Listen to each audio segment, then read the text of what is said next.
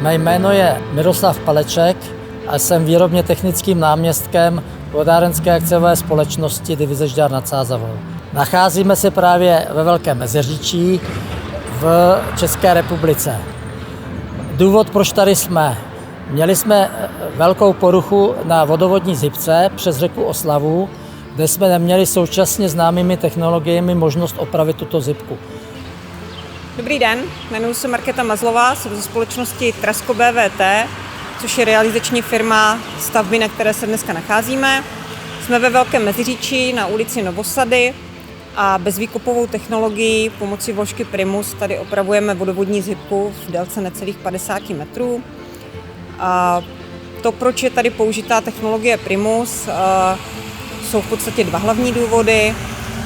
Prvním jsou ohyby na trase a druhým je změna dimenze v průběhu trasy zhybky, což v podstatě většinu ostatních bezvýkopových technologií eliminuje. To je i důvod, proč vodovodní zhybka byla 5 let mimo provoz, protože investor nenašel vhodné řešení pro jeho opravu kromě výkopu.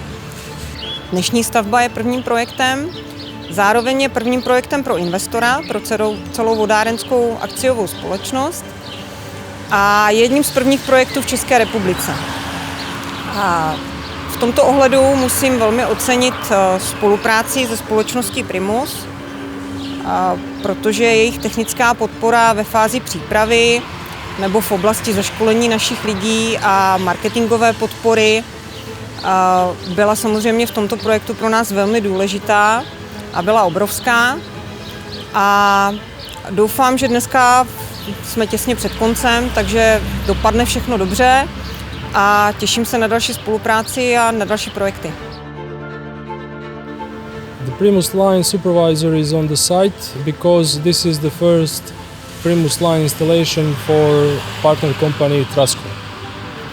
I support our partner in this project by supervising and showing them what to do if they do some kind of mistake during the installation and showing them how to do it in the correct way.